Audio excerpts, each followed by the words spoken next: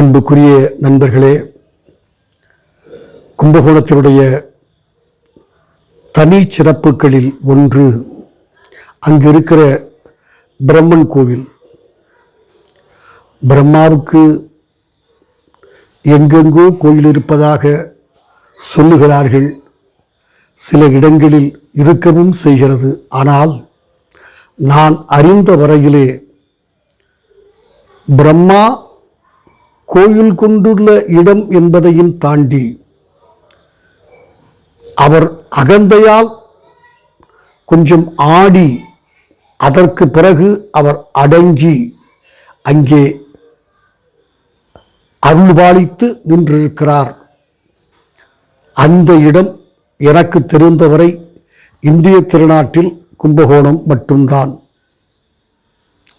ஒரு சின்ன கதை இருக்கிறது. நான் சொல்லுவதை விட அந்த கதையை அந்த திருக்கோவிலில் சேவகம் செய்து வருகிற அந்த அர்ச்சகர் அவருக்கே உரித்தான பாணியில் சொல்லியிருக்கிறார். அதையும் பதிவு செய்திருக்கிறோம், பார்த்து தெரிந்து கொள்ளலாம். இருந்தாலும் அந்த பின்னணியை ஒரு 2-3 வரிகளில் சொல்லுவது முறையாக இருக்கும் என்று நான் கருதுகிறேன். படைக்கும் தொழிலை செய்து வருகிற பிரம்மா ஒரு குறிப்பிட்ட காலத்தில் அவருக்கு ஆணவம் வந்து விடுகிறது, இருமாப்பு வந்து விடுகிறது. நான் படைக்கிற தொழிலை நானும், காக்கிற தொழிலை விஷ்ணுவும் பெருமாளும், அழிக்கிற தொழிலை சிவனும் செய்கிறார்கள். நான் படைத்தால்தானே பெருமாள் காத்தருள்வார், சிவபெருமான் அழித்தருள்வார். நான் படைப்பதை நிறுத்திவிட்டால் அவர்களுக்கு வேலையற்று போய்விடுவார்கள் என்கிற அகந்தை வர, அந்த அகந்தை வந்து தான் படைக்கிற தொழிலை நிறுத்திவிட்டதாக புராணம் சொல்லுகிறது. அப்போது இப்படி படைக்கிற தொழிலை நிறுத்திவிட்டதால் ஜீவராசிகள் மானுடரையும் சேர்த்து அல்லல் பட ஒரு சின்ன தமாஷாக சொல்லுகிறேன். பிரம்மா படைக்கிற தொழிலை நிறுத்திவிட்டால் வயிற்றில் இருக்கிற குழந்தை வெளியே வராது. ஒரு கர்ப்பிணி வயிற்றில் அந்த பெண் கர்ப்பிணியாகவே இருப்பாளே தவிர இந்த பூமிக்கு ஒரு புதிய ஜீவராசி வராது. அந்த அம்மையாருடைய உடையிலே அது ஜீவராசியாக இருக்கலாம். ஆனால் இந்த உலகிற்கு, பூமிக்கு, இந்த பூமி பந்தில் ஒரு ஜீவராசி தோன்றாது. இப்படிப்பட்ட ஒரு இக்கட்டான சூழ்நிலை ஏற்பட்டுவிட பிரம்மன் செய்த தவறுக்கு பிராயச்சித்தமாக கும்பகோணம் என்று அழைக்கப்படுகிற இந்த பாஸ்கர கஷேத்திரத்தில் போய் அதற்குரிய பரிகாரம் செய்ய வேண்டும் என்று அருள்மிகு வேதநாராயண பெருமாளால் ஆணையிடப்பட்டு அவரும் செய்து, அப்போதும் அவர் செய்த யாகத்தில் அக்னி வந்து இவருடைய அவியை பெற்றுக்கொள்ளாத காரணத்தால் அதற்கு ஒரு காரணம் கண்டுபிடித்து இவருடைய மனைவி 5 முகமும் அவருக்கு பிரம்மாவுக்கு 4 முகமும் இருக்கிற காரணத்தால் தான் அவி வரவில்லை. இவர் செய்கிற யாகம் வீணாக போய்விட்டது என்று கண்டுபிடித்து அந்த சூழ்நிலையில் காயத்ரி தேவி தன்னுடைய 5வது முகத்தை கிள்ளி எடுத்து பிரம்மாவுக்கு அமுக்கி வைத்துவிட அவர்கள் சமமானார்கள் என்கிற தத்துவத்தையும் இந்த கோவில் நிரூபிக்கிறது. அதாவது கணவன் மனைவி எப்படி ஒன்றாக வாழ வேண்டும், அவர்களுக்குள் நீ அதிகம் நான் குறைச்சல், நீ உயரம் நான் குள்ளம் அல்லது தாழ்ச்சி என்கிற எண்ணம் வந்துவிடக்கூடாது. வந்துவிட்டால் எந்த தொழில், பிரம்மாவை பொறுத்தவரை படைக்கும் தொழில் கெட்டு போய்விட்டது. எனவே காயத்ரி தேவி விட்டு கொடுத்திருக்கிறார். காயத்ரி தேவி விட்டு கொடுத்தார் என்பதை விட அன்றைக்கு ஆரம்பித்து பெண்கள் தொடர்ந்து தங்கள் கணவனுக்காக தங்கள் உரிமைகளை, உடைமைகளை, ஏன் வாழ்க்கையை தொடர்ந்து விட்டு கொடுக்கிறார்கள். ஒரு பெண்ணின் தியாகத்தில்தான் ஒரு ஆண் தன் தொழிலை செய்ய முடிகிறது என்கிற அடிப்படை தத்துவத்தை எடுத்து காட்டுகிற கோவிலாகவும் இருக்கிறது. இப்போது அந்த கோவிலை தரிசித்துவிட்டு அங்கிருக்கிற அர்ச்சகர் இந்த பின்னணியை அவர் குரலில் விளக்குகிறார். தயவு செய்து பார்த்து மகிழுங்கள். நன்றி.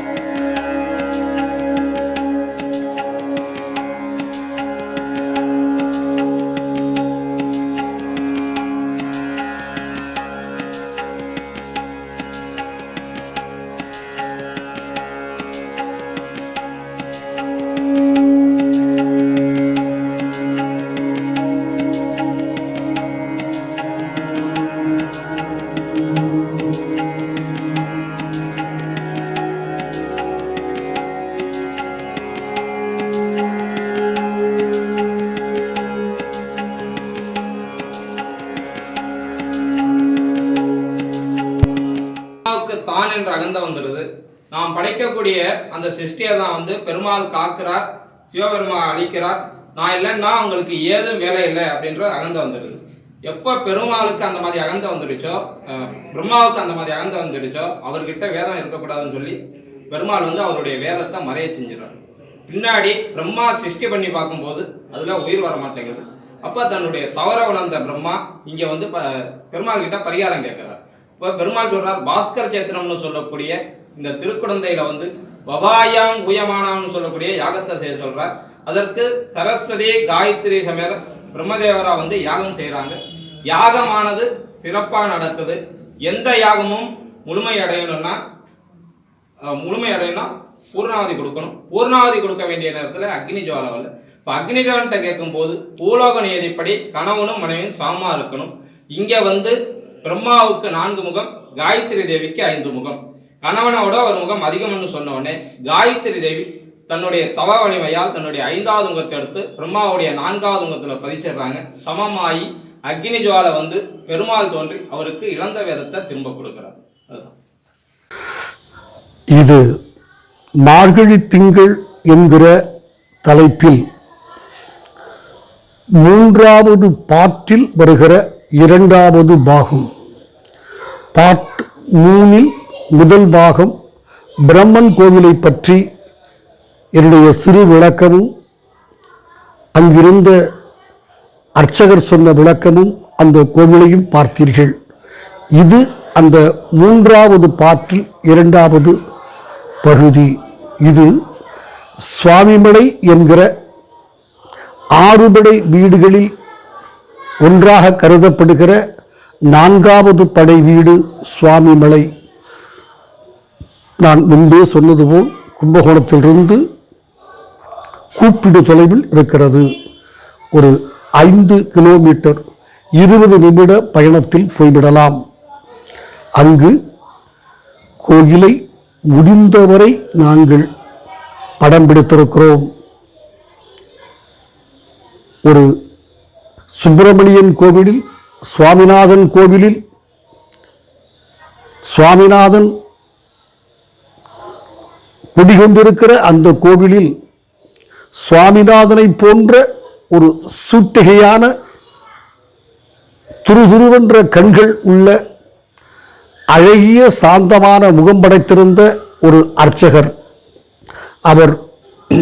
அவருடைய தந்தை அங்கு ஒரு தலைமை அர்ச்சகர் ஸ்தானத்தில் இருக்கிறார். அவருடைய தாத்தாவும் அங்குதான் சேவை செய்தார். இவர் 3வது தலைமுறையாக எங்களுக்கு சுவாமியை தரிசனம் செய்து வைத்து அர்ச்சனை செய்து எங்களுக்கு நல்வழி காட்டிய இந்த பாலன் சுவாமிநாதன் 3வது தலைமுறை அர்ச்சகர். அந்த கோவிலில் ஆகமம் படித்துவிட்டு ஒரு பட்டத்தோடு அல்லது பட்டயத்தோடு இந்த கோவிலில் அவர் தன் இறை சேவையை செய்து கொண்டிருக்கிறார். மிக அற்புதமான தரிசனம் எங்களுக்கு கிடைத்தது. சுவாமிநாதனுக்கு நன்றி.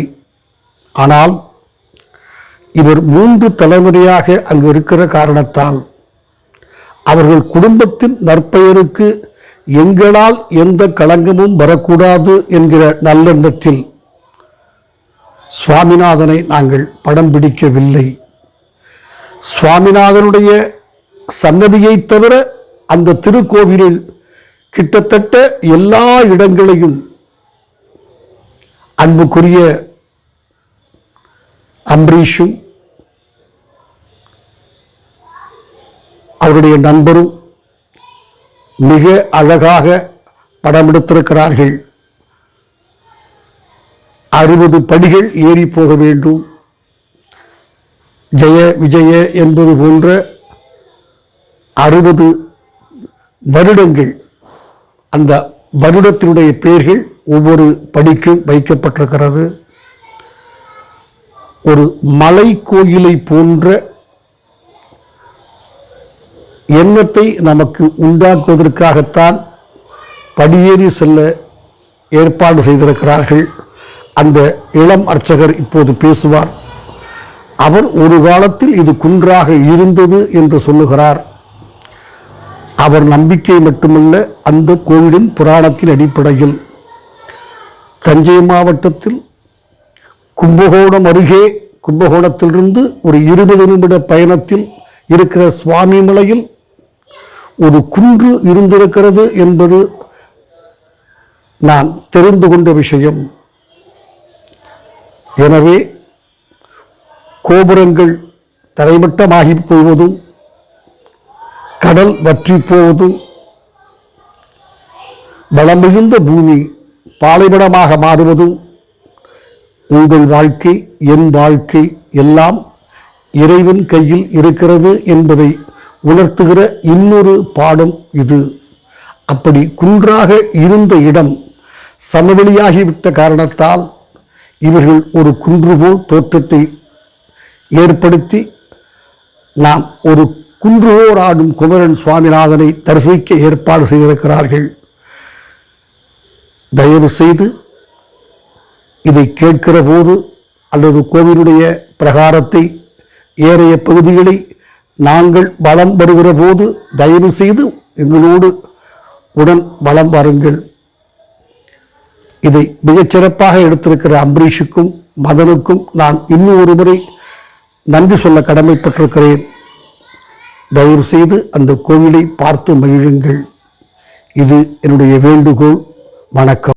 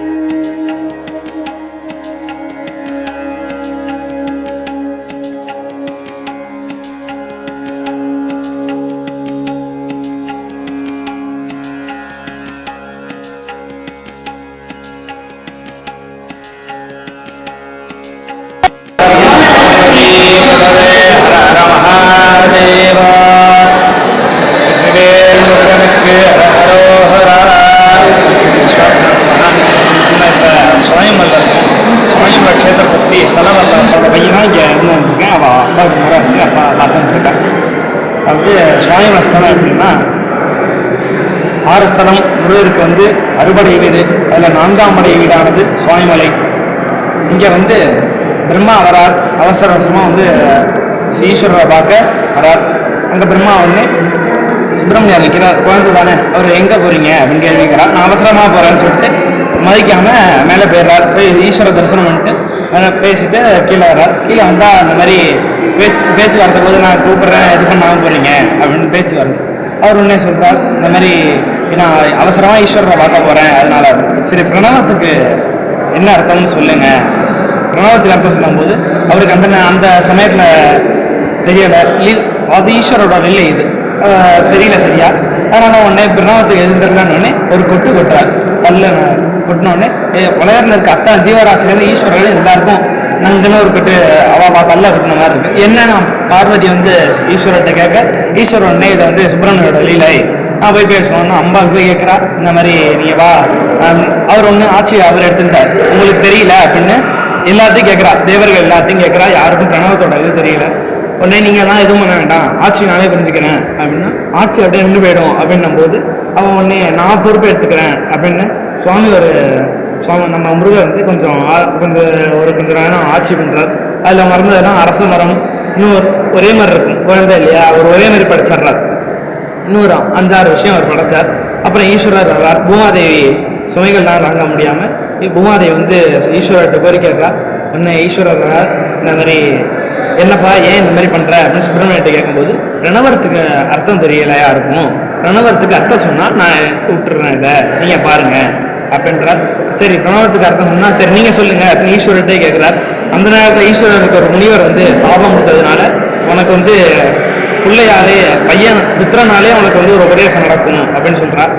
அதனால புத்திரனால உபதேசம் ஆகணுங்கிறதுக்காக அப்போ அந்த நேரத்தில் பிரணவம் அவருக்கு மறந்து போயிடுது. அவர் போய் உடனே இந்த மாதிரி கேட்குறார், பிரணவத்துக்கு எனக்கு தெரியல, நீங்களே சொல்லுங்கள் அப்படின்னும் போது, அப்போ நான் சொல்லிக் கொடுக்குறோன்னா நான் ஒரு குரு, நீங்கள் சிஷ்யன், குரு ஸ்தானத்தில் நான் உட்கார்ந்துருக்கேன், சிஷ்ய ஸ்தானத்தில் நீங்கள் வாய் புத்தி கை கட்டி எந்த கேளுங்க நான் சொல்கிறேன் அப்படின்றார்.